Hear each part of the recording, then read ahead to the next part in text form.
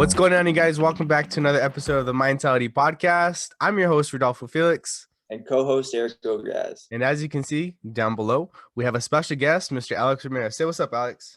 What's up, guys? Yo. Thank you for joining us, Alex. No problem. Before we dive into this, I want to give you guys the usual weekly wrap up.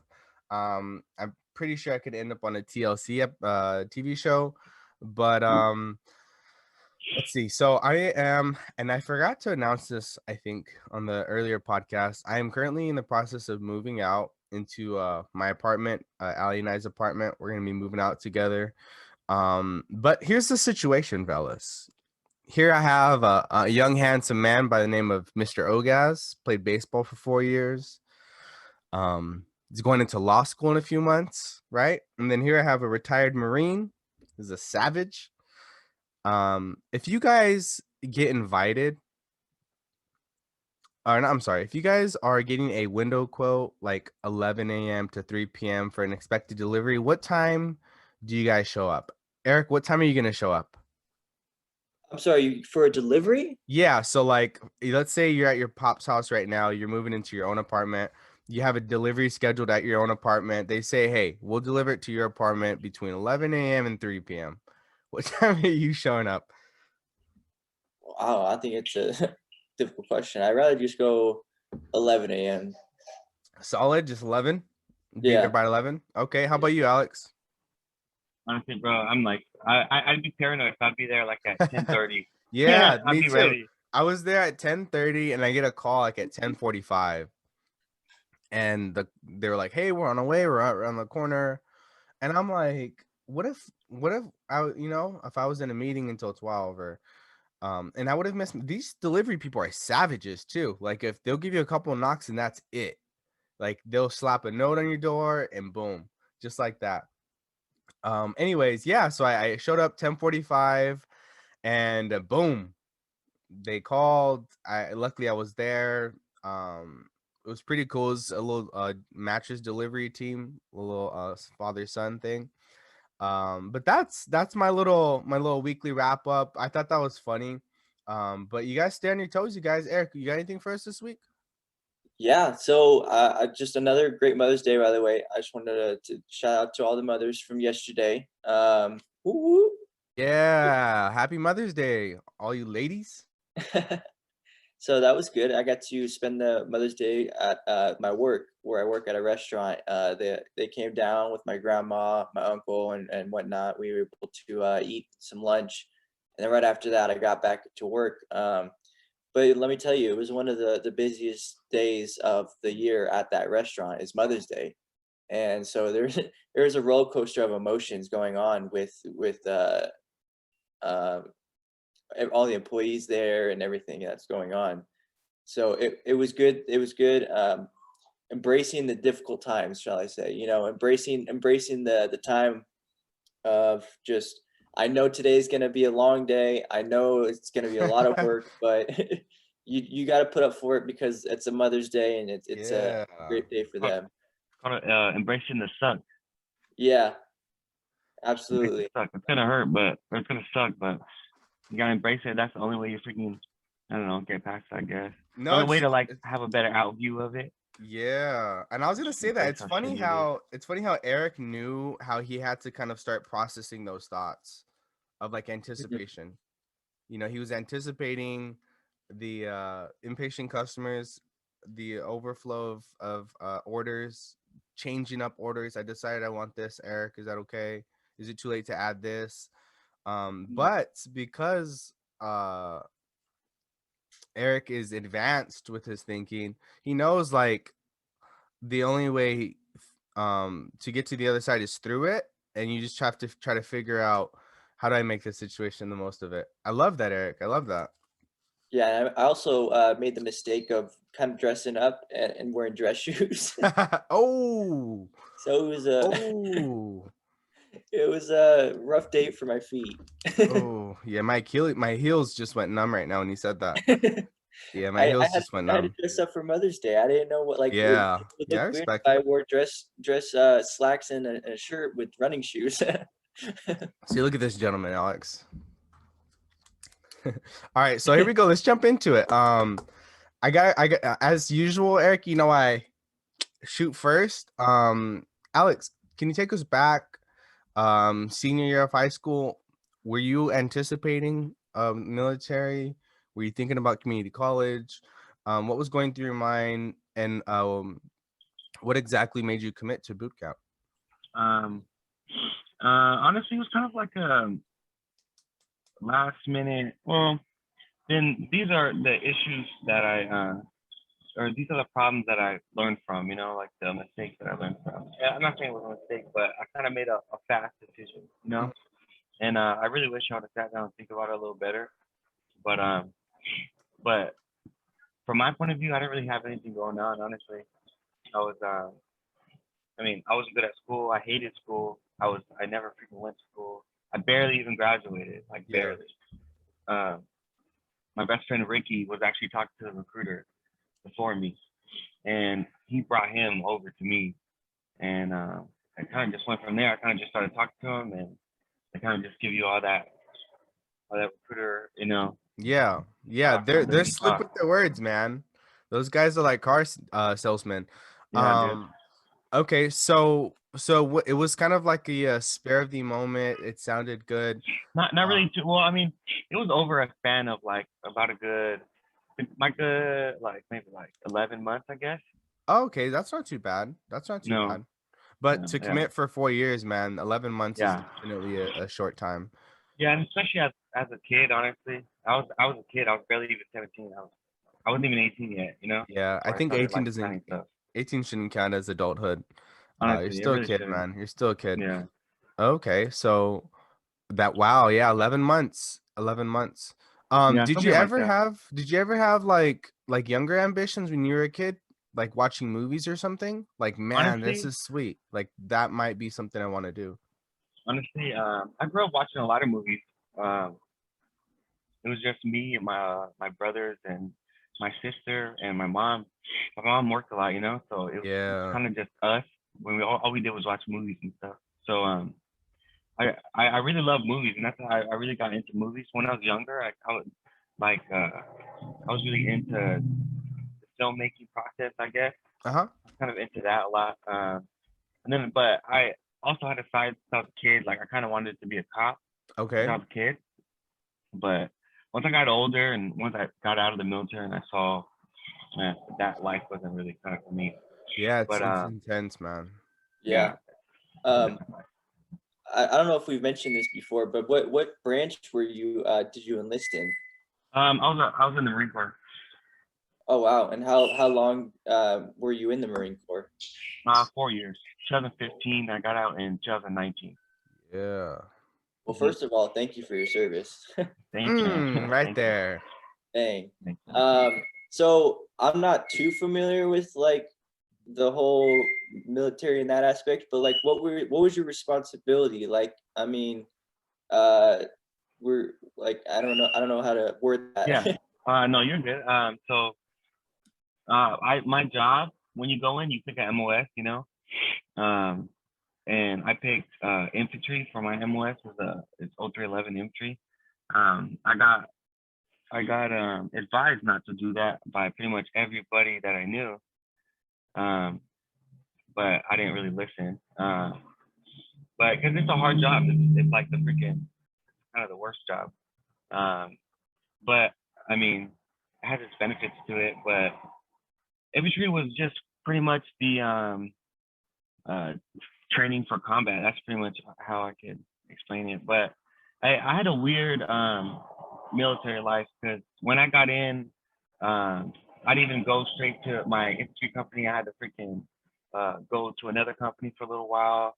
But it's weird. The military's like that. Like you get switched around a lot, and they never tell you. They kind of like last minute, so you never really know like what you're. I mean, you know what you're doing, but things always change. But I did a few jobs. I did infantry for a little while, and then I worked in an armory for a little while. I was in charge of an armory, um, and then I did operations, and I was in operations. I did all of those pretty much within the 4 years. Yeah. So the armor was kind of like that was honestly my favorite job when I was there. It was all I had to do honestly was I woke up in the morning. They kind of like left me alone because the armory was like open 24 hours. You're kind of Mhm. always on call. So they kind of left me alone. So in the morning I'd wake up. They wouldn't really PT me in the morning. During that time, they wouldn't like run me freaking 10 miles. They Yeah. kind of like, hey man, you got to work out. You know, like work out in the morning. Make sure you work out, but you know, go to work. So I'll just wake up and I'll go to the gym with some of my friends or go for a run. And it was pretty chill at that time, honestly. It was pretty cool at that time. I'll go to the armory and I was in charge of the armory. I had a whole little cage. It was for my company. It was pretty cool. And all I did was kind of hand out rifles. I took inventory of the rifles and pretty much everything in the armory. It was a few $1 million worth of stuff, honestly. It was Oof. like 30 something $1 million worth of stuff. Nice. Yeah, it was pretty cool. They had like night vision, like all types of stuff, like All those gadgets. thermals, like yeah, all the cool stuff. Okay. I have a question, Alex. Now that you're Yeah. talking about your job here, did you at any point were you driving like army trucks, tanks? Were you on planes? Can you give us a little background on that? Was it accessible to you, or is it like you never got around to like being able to do that? How does that work? No, so you not everybody gets well, you can get a license, a Humvee license. Hmm. And if you're in the infantry company, uh they choose some people to get them. It's usually like the lower guys. Yeah. So the lower guys have to drive to the field all the time. And that's pretty much what they're used for, is going to the field. Okay. But I never did personally. I never got my license. I never really wanted to, honestly. Yeah. Because they kind of pulled you for at any time they wanted. Okay. So it was kind of like inconvenient, to be honest. Because they just pull you like you'd be sitting in your bed and they'll call you like, hey, you gotta drive tonight. Oof. Like, all right, like, but that's why you don't get your license. But there's a few because there's people who are motor T's, motor transport, and they go to school for that, and they are Okay. drivers. Okay. And that's their job. But I never did, thank God. Okay. But helicopters and planes on deployment and stuff. Okay. Going to deployment, stuff like that, but not that much. They have companies in Camp Pendleton Mhm. that are like kilo units. So they're the ones who rappel down from the helicopters. They practice all Okay. the time. But we were a Victor unit, so we kind of like stood on the ground most of the time. In Camp Pendleton, is that in San Diego, or which one's Yeah, city? Pendleton. Yeah, Pendleton. That is one's San the Diego. intense one, right? That one's the intense one. I don't know about that one. 29 Palms. Oh yeah, I'm talking to a Marine. I forgot. Yeah, I don't know about they that one was okay. I mean, the only crappy thing about that one is the hills. They're Okay. very, very steep hills, so it sucks hiking Oof. with your big ass pack on Yeah. a super steep hill. But 29 Palms is beach sand, so I don't know what's worse, So hiking on beach sand or. yeah, I can't imagine going through the Marine boot camp. That's got to be some intense stuff. You know, you probably went through it like no breeze, but that's got to be one heck of a. How long is it? Horrible. Horrible. One word. One Yeah, word. it's- Horrible. Yeah, I it watch sucks. those YouTube training videos like as I'm eating hot fries, and I'm like, ooh, you better I get know, down yeah. and do 10. Yeah. Aren't you, Eric? Really quick, aren't you doing boot camp pretty soon? Oh no, that's not till for like 3 years after I Okay. graduate law school. But I do plan on going into the Army as a JAG with law school. So Hell yeah, that's good, man. That's really good. yeah, Okay. so I will go through officer cadet camp. So Yeah, the Okay. officer side is better. You're gonna have some issues with the enlisted, but the officer side is good. We always have problems with officers, but they have a way better life. Way better life. Yeah, you'll be fine, dude. You'll be fine. Yeah, look how handsome You're he gonna be is. good. Okay. Mhm. Hit him with the Yeah, question, Eric. Just drop it on him. yeah, so when you were going through boot camp, I hear it's a lot of repetition and just trying to really install like mechanics and stuff. So how does that translate into, I guess, the civilian life of just being able to be consistent about something and constantly doing something over and over and over and over again to be good at it? How does that relate to everyday life? Um, so you kind of take the way they do it. Like when I was going through it, I didn't really think about it, like how they kind of drill it into your head. But it's for a reason, they kind of teach you how to do that. So you kind of get that skill on how to train something into your head, like whenever you want, kind of, like the skills on how to do it. So if I want to discipline myself to do something, I know how to do it, and I know how to force myself to do it. Like I have to do it the same way that I did it in boot camp and like ITV and infantry training. Like I have to wake myself, force myself to do it. Like if somebody was right there next to me, grabbing me, waking me up to do it. And you have to constantly do it. Like uh, that, like you said, repetition, but it's it's not just a few times. It's a ridiculous amount of times. Like it's getting annoying, Yeah. like that. That's the only way you really Does it become easy at any point? Like after you do something consistently? Is there a window? Is it a 2-week period, a 3-week period? Or is it something that like you have to accept as like, no, it's not gonna get easy? Yeah, I think it's pretty easy. I get easier. I guess it gets Uh-huh. easier.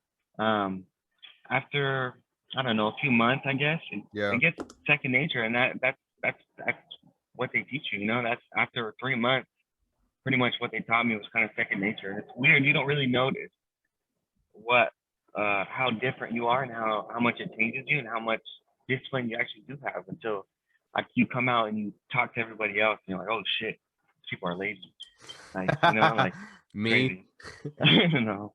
But it's funny because they talk when I was in boot camp, they talk so much crap about like just the training to get you Yeah. in that mindset, of like Yeah. being, a warrior, but like they make civilians, regular people look like crap. It's like, dude, you fucking lazy, just sit on this couch. I'm like, fuck, I can't even sit down. Like, I don't even want to sit down all day.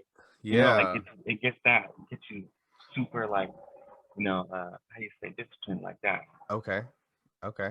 Um, so when I think about like military training, there's two things I think about, Eric. Two things I think about, Alex. One is wake up times. Really quick before you answer, I want to know what time you guys would wake up, how often, and then the second thing is PT. How often did you guys do physical training? Um, and was it the same every day? So wake up times were in boot camp. I think they were.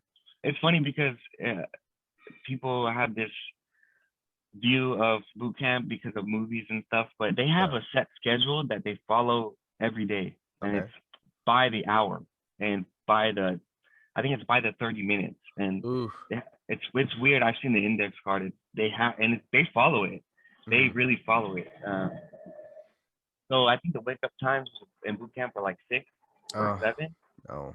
but it's not that bad honestly because when you go to infantry training and stuff, it's 10 times worse. You wake up at 4 and 3, and like No. freaking, you're just up all night. It doesn't like boot camp is it's kind of easier on it gets worse after boot camp. Okay.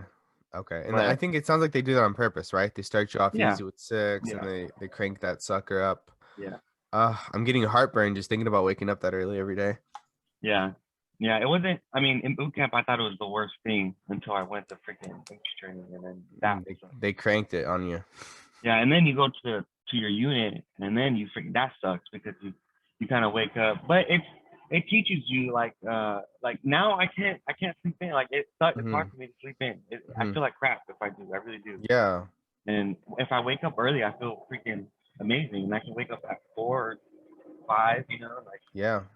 I always find something to do, like I'll work out or something until, but it kind of just keeps that in you. Like it's very uncomfortable now to be asleep past freaking like 8 o'clock, Yeah, Yeah, definitely. that kind of goes with that whole repetition thing we were talking about just you constantly doing something over and over again, right? And then to a point where it's like you really can't like do anything other than that unless you until you feel uncomfortable. And I Yeah. think we talked about this on previous podcasts too, about being uncomfortable to be comfortable, if that makes sense, right? At first, waking up that early was uncomfortable for you. It was difficult. It was hard. But then after a while, it's like now it's uncomfortable if you don't do that. Too. Yeah. So, if anything, Mhm. Alex here is a testament to what we were saying earlier on earlier podcasts about just trying it and continuously being consistent about doing something until it becomes comfortable, right? I mean, what do you think, Alex? Yeah, man, you're right. You got it right. That's exactly. I mean, there's I don't know if there's any other way, honestly. Like, how else do you get so good at something? Like, there's no other way. And this is like, it's the fast. I don't know about the fastest, but it's definitely the freaking. To me, it's like the only way to do that. How else do you learn? By like babying? Like every day do you baby yourself? Like that doesn't work. You kind of need to be really hard on yourself, and you need that discipline. We're super lazy, like as humans. We're super lazy, and if we can have it our way, we'll freaking be as lazy as we could. Like, I don't know, Yeah. we need that. We everybody needs that, and and I struggle with it. I still struggle with it. I'm not gonna lie, I'm not perfect. I struggle with it a lot still, like, because it's weird that repetition. Um, it gives you that, but it comes with other things too. It comes with other things like that repetition, and you get comfortable being uncomfortable. Yeah. But so you can't. It kind of like stops you from being comfortable now. Like, it's weird. It comes with a lot. It comes with extra baggage. Honestly, it comes with extra stuff, but you can. It just depends how you look at it. You have to take the good for the bad, and you have to work on yourself though to get past all that. Like, to get past the all that extra stuff that it comes with. Perfect. On that note, when we're talking about uncomfortability and routine, there's something that I wanted to talk about, and I was hoping that this would be the theme of the podcast, Alex. And I believe we talked about it a little bit when we went out to get more bond with each other. Is challenging yourself. This has been the theme for myself for the past month. The reason why I challenge myself, I put myself through these transitions. I put myself through these minor uncomfortable seasons of my life is because it helps with my ego. It helps with my confidence. It helps with my mental health. Um, I don't know if you guys remember, but probably around, I don't think I even brought it onto the podcast. Maybe like around podcast 12, 13, I started doing wood chopping. Like I was making wooden rings with skateboards. That was in purpose of challenging myself. I've never done that before. It was like one of those hands-on kind of crafty things that would get me off the computer, off my phone. I dropped that, and then I picked up recently boxing. I bought wraps, I bought boxing gloves. There's a boxing bag in the garage. There's a jump rope in the garage. There's YouTube videos for beginners on YouTube. And I'm putting myself through this kind of like this phase of like starting from the beginning. You're appreciating the sport for what it is, and then now I begin this journey of starting my craft. Practicing on form, practicing on movement. Practicing my diet.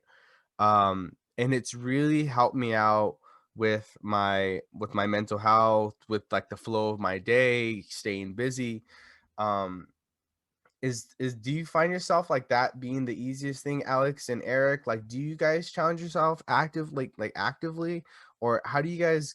For me, this is how I cope with my mental health. This is how I cope with work, the balance between work life wife type of deal. um how do you guys go about maintaining your health, your mental health, you guys your happiness, really? Alex, you can go ahead and answer that one first, and then I'll follow up with it. Yeah. Honestly, to be completely honest, this is something that is kind of new to me. This type of thinking, honestly. When I was in the military and I just got out, like in June, it'll be 2 years. Yeah, that's Um, that's new, baby. That's new. yeah. Yeah. So, and I was still a kid before, and so, and they don't really, and the people in there don't really promote, like your peers and stuff. You don't really kind of talk about this type of thinking, positive thinking, kind of focus on your job, focus on just this, like it's kind of frowned upon for some reason. I don't know why, but that's kind of new to me. So since I've gotten out, I figured out that kind of personality caters to me. And before I got out, I really wanted to uh, do fashion. I really wanted to be a designer, and I really wanted to do something with clothes. I love clothes. And so before I got out, I just started looking into it. I wanted to go to school in New York. I found a school that I wanted to go to, and so I just signed up, and I sent in for a few schools actually, and I didn't get accepted. And I found one that I finally got accepted to.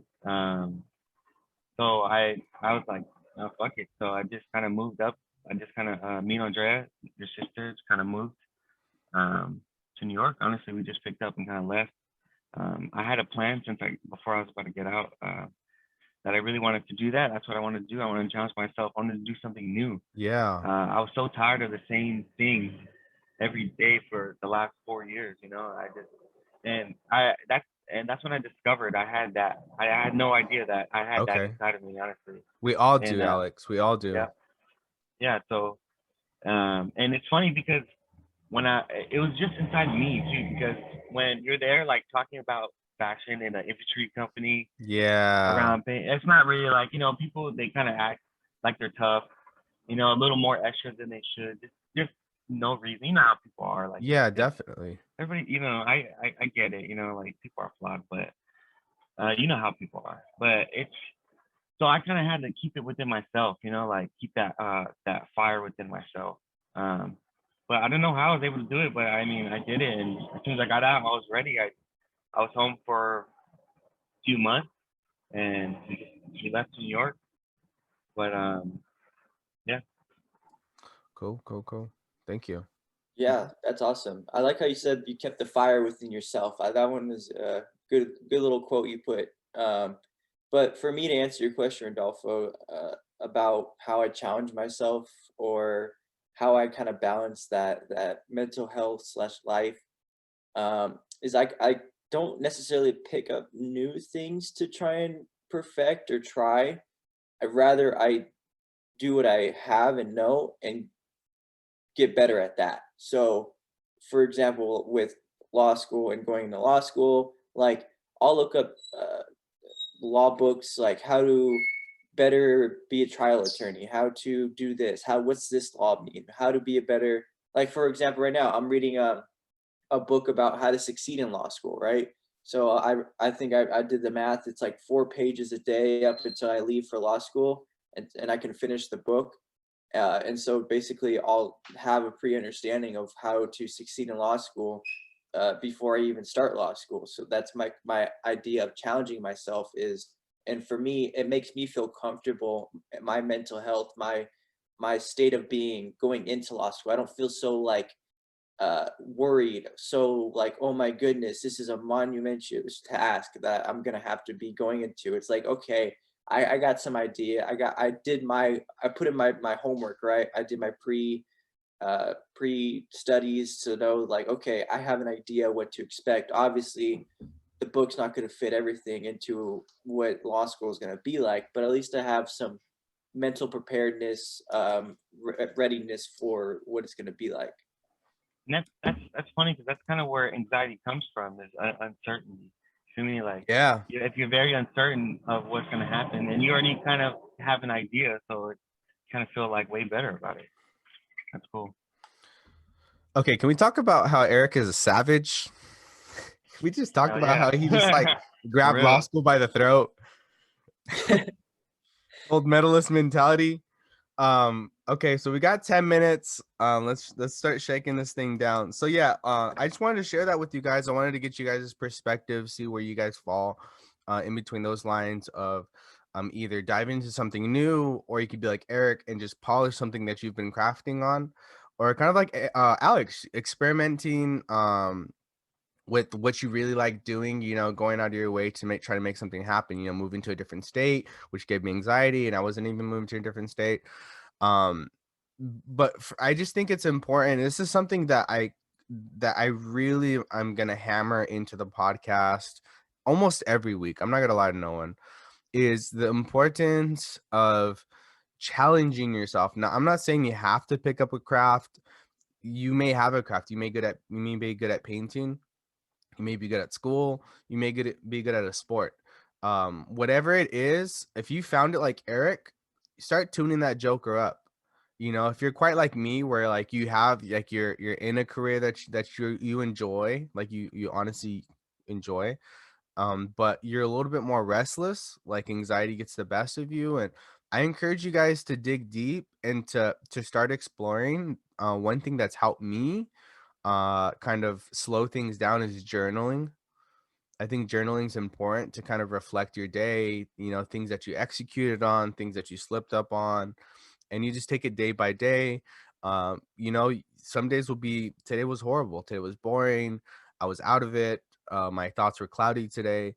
And then from writing that down, you kind of backtrack and figure out what you could do, you know, to improve the quality of your living.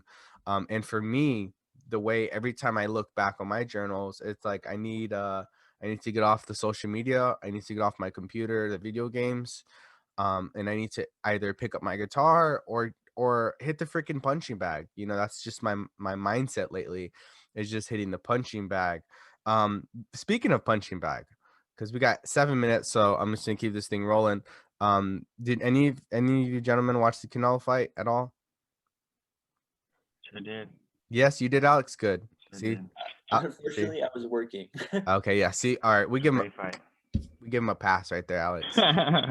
That fight was tremendous, and I didn't even know he was gonna fight till this Saturday until like maybe a few days before. And coincidentally, I started getting into like boxing a little bit, so I was like, oh, this is perfect. I get to watch the greatest pound for pound fight as I'm fired up with boxing. So I'm over here, ooh, cross jab, cross jab. Um, and I just wanted to say, really quick, shout out to Canelo.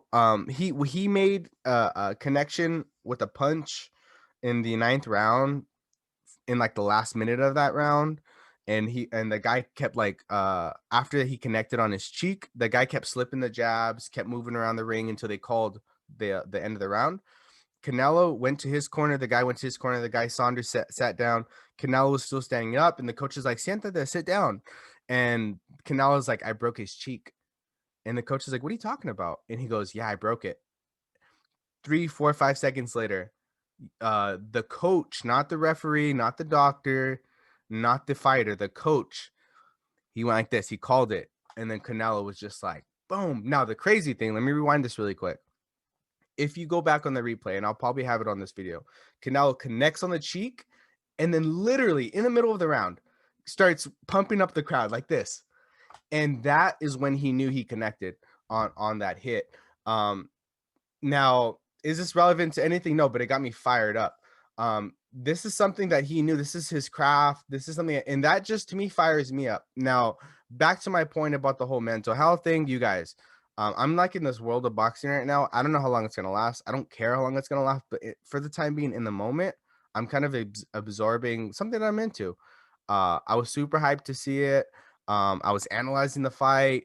Um, what have you guys been diving into lately that has been firing you up? Like for me, I went straight to the replays. I was watching his older fights. And this is just something that keeps me going throughout my week. You know what I'm saying? And I had a spectacular week just out of watching that fight and challenging myself with boxing.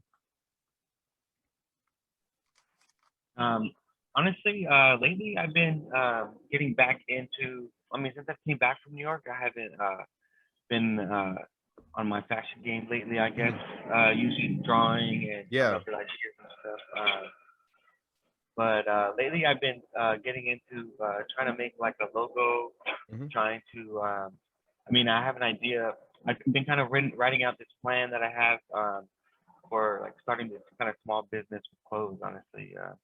Creating a logo, buying some wholesale stuff, throwing the logo on, you know, selling it, going to a few, you know, markets and stuff, like kind of like stuff like that, you know, kind of starting a business kind of. Okay. starting like my clothing line, I guess. So yeah, that's been getting me kind of excited lately. Nice. How about you, Eric? We got about 4 minutes here. Yeah, it's just reminding myself of the goal, right, of going to Kentucky. So what's firing me up is getting things ready for going out to Louisville. Like what's going to be my apartment? You know, what am I going to do when I get out there? Oh, look at this restaurant. Oh, this restaurant looks cool.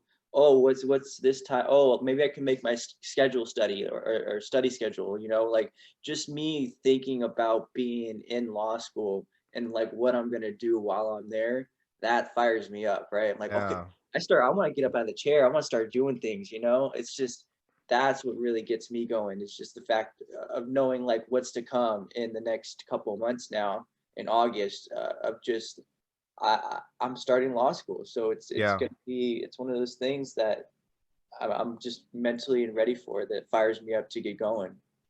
Nice. And there's a pattern here, you guys. And the pattern is doing what you want to do in life, whether it's designing your own brand, whether it's just utilizing your free time to exhaust all your energy like me. I like to get into different things.